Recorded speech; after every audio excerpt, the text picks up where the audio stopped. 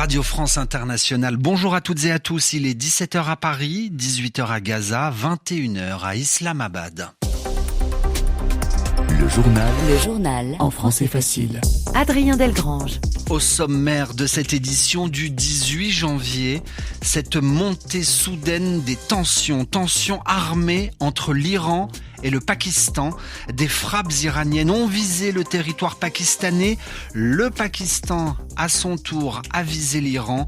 Notre correspondante à Islamabad nous attend dès le début de ce journal. L'actualité nous emmènera aussi sur le continent africain, aux Comores. 1 mort et 5 blessés dans des affrontements avec la police. L'opposition comorienne appelle la population à manifester demain pour dénoncer la victoire du président sortant Azali Assoumani. Et puis enfin en France, le transfert de Neymar au PSG examiné à la loupe. Le ministère français des Finances a reçu ce matin la visite des policiers, nous expliquera Nicolas Feldman. Voilà pour les titres, soyez les bienvenus. L'Iran et le Pakistan se tirent dessus. Le Pakistan n'aura pas attendu pour répliquer. Moins de 48 heures après des frappes conduites par l'Iran dans la province du Baloutchistan, le Pakistan a annoncé aujourd'hui avoir mené une série de frappes militaires contre des caches terroristes dans le sud de l'Iran. Le bilan s'élève à 9 morts, dont des femmes et des enfants, selon la télévision publique iranienne. Nous sommes en ligne avec Sonia Ghezali, notre correspondante au Pakistan, à Islamabad. Cette brusque montée de tension inquiète. Sonia, quelles sont les conséquences d'une telle riposte pakistanaise ? Eh bien, sur le plan diplomatique, c'est l'escalade puisque le Premier ministre par intérim du Pakistan a décidé d'écourter sa visite au Forum économique mondial de Davos. En Iran, le chargé d'affaires pakistanais a été convoqué par les autorités iraniennes. Hier, le Pakistan avait rappelé son ambassadeur à Téhéran, exigeant aussi que l'ambassadeur d'Iran en déplacement à l'étranger ne revienne pas au Pakistan. S'il y a eu dans le passé des escarmouches à la frontière entre l'Iran et le Pakistan, jamais de telles frappes n'ont été menées par Islamabad sur le sol iranien. Au Pakistan, on craint désormais d'être entraîné dans un conflit plus large au Moyen-Orient. Le Pakistan est plongé dans une crise politique et économique et fait face à de nombreux défis sécuritaires. Islamabad n'a pas les moyens de s'engager sur un front à l'extérieur, alors que la situation sécuritaire à ses frontières avec l'Afghanistan et l'Inde est très délicate. Merci Sonia Ghezali, en direct d'Islamabad, capitale du Pakistan, pour Radio France Internationale.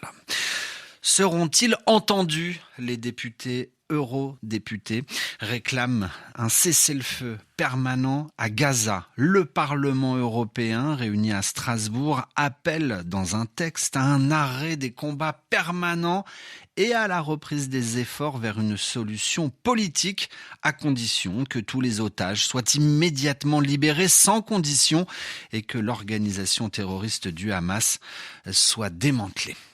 L'actualité nous amène à présent en Amérique du Sud, plus précisément en Équateur. Après l'assassinat d'un procureur hier, l'homme de justice enquêtait sur les gangs lorsqu'il a été abattu en pleine rue. Aujourd'hui, l'armée a décidé d'investir une prison. L'armée et la police équatorienne ont lancé une vaste opération dans le complexe pénitentiaire de Guayaquil. Par ailleurs, 2 hommes soupçonnés d'être impliqués dans l'assassinat du procureur ont été arrêtés. RFI à Paris, 17h05. En Europe, cette grève aujourd'hui en Irlande du Nord, la plus grande jamais vue selon les syndicats. Enseignants, infirmiers, agents des transports, au total 170 000 personnes ont décidé de ne pas travailler aujourd'hui en Irlande du Nord. Cela représente tout de même 80% des fonctionnaires. Reportage Clémence Pénard. Les travailleurs sont à bout de patience, comme Jane, infirmière. Le personnel est laissé à l'agonie, surchargé de travail et sous-payé. La situation est devenue critique. Nous sommes vraiment dos au mur, nous n'avons pas d'autre choix. Et il est important de réaliser que ce n'est pas seulement pour les personnes qui manifestent aujourd'hui. Nous sommes là pour tout le monde en Irlande du Nord, pour avoir des salaires équitables et pour nous assurer que ces services essentiels comme l'hôpital peuvent continuer à prendre soin des gens. Adam, lui prof à Belfast, voudrait la parité salariale au Royaume-Uni. Nous voulons la même chose pour les gens en Écosse, en Angleterre, au Pays de Galles et ici. Tout repose sur le secrétaire d'État. C'est lui qui détient le chèque et c'est à lui de distribuer l'argent aux services publics. Fin décembre, Chris Eaton-Harris, le ministre britannique en charge de l'Irlande du Nord, a en effet mis sur la table 3,8 milliards d'euros à une condition que l'exécutif local soit restauré. Or, le DUP, le Parti démocratique unioniste qui boycotte le Parlement depuis début 2022, a refusé ce montant. Anne, du syndicat Unison, dénonce cette paralysie politique. Nous sommes pris en otage et nous ne pouvons pas accepter ça. Nous voulons que les institutions, que le gouvernement soient rétablis. Et Anne avertit, la mobilisation se poursuivra jusqu'à ce que la situation soit résolue. Clémence Pénard, Belfast, RFI. La situation toujours très tendue aux Comores. Manifestants et forces de l'ordre se sont encore affrontés aujourd'hui, notamment à Moroni, la capitale.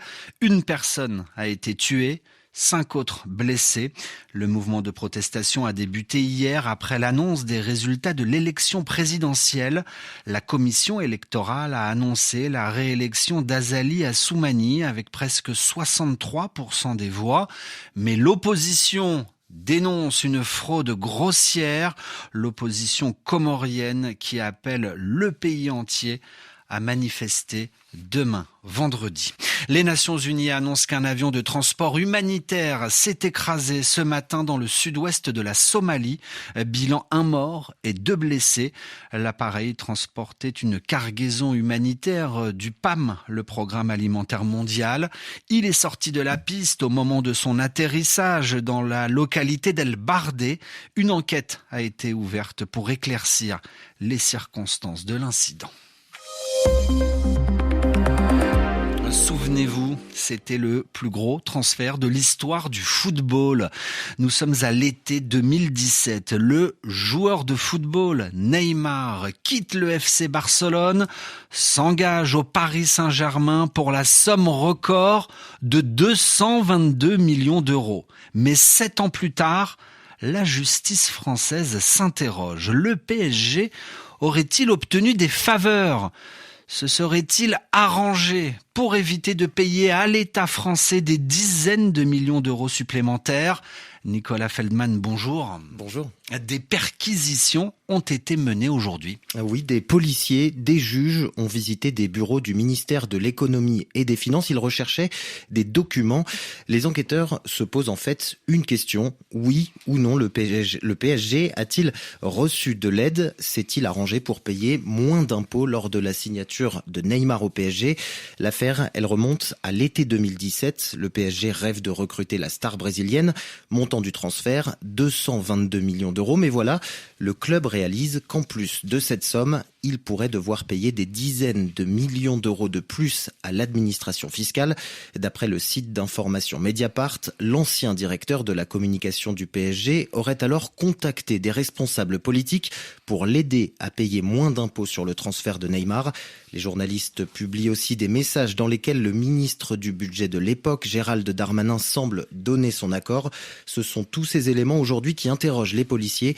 Ils évoquent un possible trafic d'influence, c'est-à-dire que plusieurs personnes auraient utilisé leur position pour obtenir des avantages, un délit en France assimilé, considéré comme de la corruption. Merci Nicolas Feldman pour toutes ces précisions. Et puis enfin, il est interdit de pêcher pendant 1 mois dans le golfe de Gascogne. Le golfe de Gascogne, c'est cet espace maritime entre la Bretagne en France et la côte nord de l'Espagne.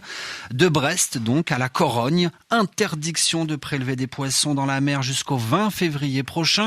Décision officialisée par le gouvernement français pour préserver les dauphins pour éviter que les dauphins soient pris dans les filets des pêcheurs. Ainsi se referme ce journal. L'heure de retrouver Annie Gasnier. Tout de suite, bonjour et merci Adrien. Bonne journée à tous.